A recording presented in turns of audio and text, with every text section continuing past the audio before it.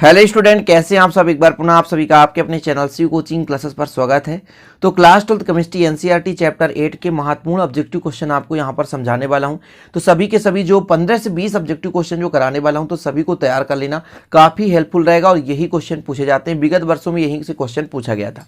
तो चलिए महत्वपूर्ण जो भी क्वेश्चन उसे देख लीजिए। और हाँ, वीडियो छोटा सा है लेकिन लाइक करके जाना और दोस्तों के साथ शेयर कर देना। नए हैं तो चैनल को सब्सक्राइब कर लेना, साथ ही बेल आइकन प्रेस कर लेना। तो चलिए आज का वीडियो शुरू करते हैं। तो देखिए स्टूडेंट, पहला क्वेश्चन है संक्रमण तत्व का समान इलेक्ट्रॉनिक विन्यास। तो संक्रमण तत्व का समान इलेक्ट्रॉनिक विन्यास होता है n-1 d 1 से 10 इलेक्ट्रॉन या ns में 2 इलेक्ट्रॉन होगा। मतलब बाह्यतम कोश में 2 इलेक्ट्रॉन और उसके एक पहले वाले d उपकोश में 1 से 10 इलेक्ट्रॉन हो सकते हैं। ठीक है, लेंथेनाइट संकुचन का कारण क्या है, तो उत्तर भी लिखा हुआ है ताकि जल्दी से आप इनके सारे क्वेश्चन को देख सकें। तो लेंथेनाइट संकुचन का कारण क्या है स्टूडेंट, तो एफ कक्षकों का नगण्य परिरक्षण प्रभाव। परिरक्षण प्रभाव क्या होता है कि जब बाह्यतम कोश से अंदर वाले कोश में इलेक्ट्रॉन क्या होते हैं, बढ़ते जाते हैं, तो उसका नाभिक का आकर्षण बल बढ़ता जाता है। तो वो नाभिक के आकर्षण बल बढ़ने से आकार में हल्की सी कमी आ जाती है, जिसे लेंथेनाइट संकुचन कहते हैं। मोहर लवण का सूत्र क्या है। चलिए अगला क्वेश्चन है मोहर लवण का सूत्र। तो देख लीजिए, FeSO4 है ना, NH4 का whole twice into SO4 into 6H2, ये आपका मोहर लवण। FeSO4 NH4 का whole twice SO4 into 6H2। ठीक है, इसके बाद अगला क्वेश्चन देखिए, आयरन कोबाल्ट और निकिल धातुओं को क्या कहा जाता है, तो फेरस धातुएं कहा जाता है। ठीक है, आ जाए क्वेश्चन, FeCO और Ni धातु को क्या कहते हैं, तो फेरस धातुएं कहते हैं। ठीक है, आयरन कोबाल्ट और निकिल को तीनों को मिलाकर क्या कहते हैं, फेरस धातु। अगला क्वेश्चन देखिए, पोटेशियम मैग्नेट का रासायनिक सूत्र है K2MnO4। पोटेशियम परमैंगनेट का होता है KMnO4, लेकिन पोटेशियम मैग्नेट है यहां पर, तो K2MnO4। क्या, K2MnO4। अगला क्वेश्चन, डी ब्लॉक के तत्वों को क्या कहा जाता है प्यारे भाइयों, तो यहां पर संक्रमण तत्व कहते हैं।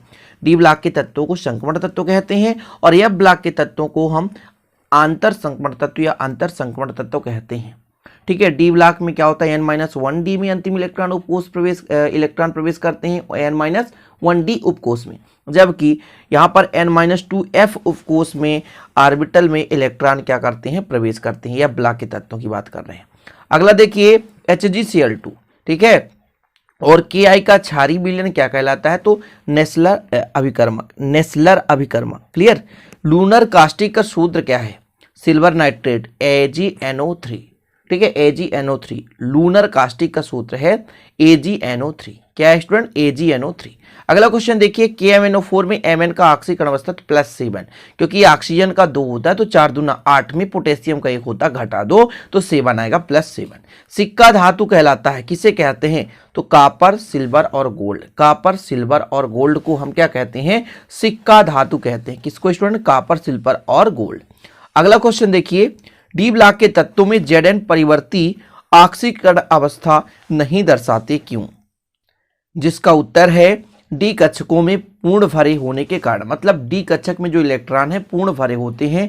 डी में 10 इलेक्ट्रॉन होते हैं स्टूडेंट, तो जिंक में क्या होता है, पूरे के पूरे 10 इलेक्ट्रॉन भरे रहते हैं, जिस कारण से हम कहते हैं कि डी ब्लॉक के तत्व जो है परिवर्ती ऑक्सीकरण अवस्था प्रदर्शित नहीं करते। अगला देखें, कॉपर की सर्वाधिक महत्वपूर्ण ऑक्सीकरण अवस्था कौन सी होती है, +1 क्यूप्रस की क्यूप्रिक। तो यहाँ पर +2 ऑक्सीकरण अवस्था ज्यादा इंपॉर्टेंट होता है कॉपर के लिए, जिसको क्यूप्रिक कहते हैं। देखिए, +1 को क्यूप्रस और +2 को क्यूप्रिक के नाम से जाना जाता है।